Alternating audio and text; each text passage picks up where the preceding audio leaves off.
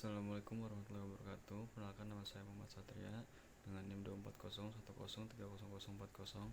Di sini saya akan menjelaskan esai saya dengan judul Catur sebagai solusi terhadap hambatan komunikasi antar budaya di era global. Yang pertama ada pendahuluan, latar belakang, dan tujuan. Dalam era globalisasi yang semakin dinamis, interaksi antar individu dari berbagai latar belakang budaya terjadi setiap hari, baik di ruang kerja, pendidikan, maupun kehidupan sosial. Globalisasi tidak hanya mempercepat pertukaran informasi, tetapi juga menuntut kemampuan beradaptasi dengan perbedaan nilai, norma, dan gaya komunikasi. Di tengah tantangan komunikasi lintas budaya tersebut, muncul fenomena menarik di mana permainan catur dapat menjadi media komunikasi yang bersifat universal. Catur tidak hanya dimainkan oleh satu bangsa, tetapi juga telah menjadi permainan global yang dipahami di hampir seluruh dunia. Bahasa yang digunakan bukan bahasa verbal, melainkan bahasa simbolik berupa strategi, langkah, dan etika permainan yang dimengerti secara universal. Hasil observasi saya. Observasi ini saya lakukan di lingkungan komunitas Catur Cipondo, Tangerang, tepatnya dekat Rumah Sakit Sari Asih Cipondo, sebuah kawasan yang multikultural dan menjadi tempat berinteraksi warga dengan beragam latar belakang etnis, usia, dan pekerjaan. Dalam komunitas ini, permainan catur bukan sekedar hiburan atau kompetisi, melainkan juga ruang sosial yang mempertemukan berbagai budaya dalam satu simbol permainan yang sama. Para pemain dari latar belakang berbeda sering berkumpul di taman atau warung kopi untuk bermain catur bareng. Meskipun tidak selalu mengenal satu sama lain atau berbagi bahasa yang sama, mereka dapat berinteraksi melalui simbol-simbol permainan. Langkah pion, benteng atau bom, kuda, dan raja menjadi bentuk komunikasi yang universal.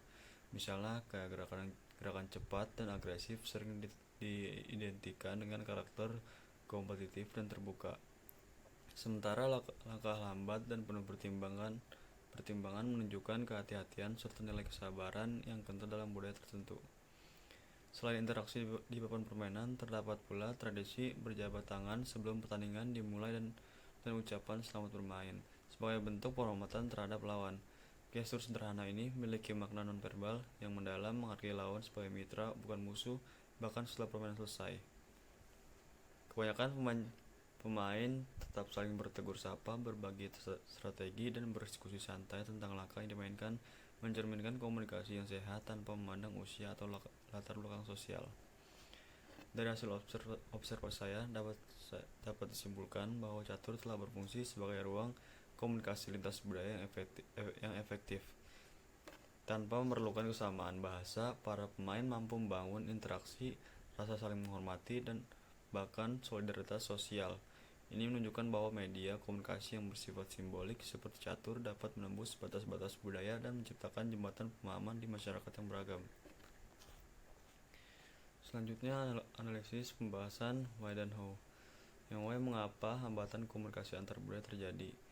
Jadi hambatan komunikasi antar budaya terjadi karena setiap kelompok budaya memiliki sistem nilai dan simbol yang berbeda dalam memahami dunia. Menurut Edward T. Hall 1976, perbedaan utama antar budaya dapat dijelaskan melalui konsep high context dan low context communication.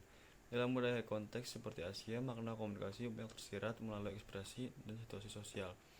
Sedangkan budaya low context seperti Eropa atau Amerika, makna komunikasi disampaikan secara langsung dan eksplisit. Selanjutnya, bagaimana catur mengatasi hambatan antar budaya. Catur menjadi solusi simbolik untuk mengatasi hambatan komunikasi karena sifatnya yang universal, nonverbal, dan setara.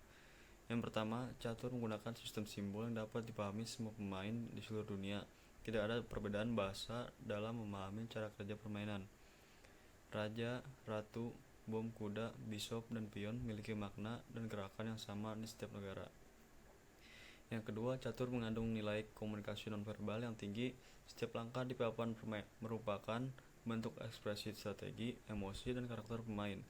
Melalui permainan ini, individu dapat berbicara menggunakan logika dan intuisi tanpa harus mengucapkan kata apapun. Ini membuktikan bahwa makna komunikasi bisa ditransfer melalui tindakan simbolik. Ketiga, permainan ini melatih empati dan adaptasi budaya. karena setiap pemain belajar memahami gaya permainan lawan yang sering kali mencerminkan nilai budaya tertentu. Pemain dari budaya yang menunjukkan kehati-hatian akan bermain dengan pola defensif, sementara pemain yang lebih spontan akan memilih gaya menyerang. Dalam proses ini, mereka belajar mengenali perbedaan tanpa konflik. Selanjutnya kesimpulan dari hasil observasi saya dan narasi, baik karena perbedaan bahasa, simbol maupun nilai-nilai sosial. Namun permainan catur menunjukkan bahwa hambatan tersebut dapat diatasi melalui media yang bersifat simbolik dan universal. Jadi catur bukan sekadar permainan strategi, melainkan juga alat komunikasi nonverbal yang menghubungkan individu dari berbagai latar belakang budaya melalui interaksi di papan permainan. Para pemain belajar menghormati perbedaan, menumbuhkan empati, dan beradaptasi dengan gaya berpikir orang lain. Sekian penjelasan saya tentang esai saya, kurang lebihnya mohon maaf. Assalamualaikum warahmatullahi wabarakatuh.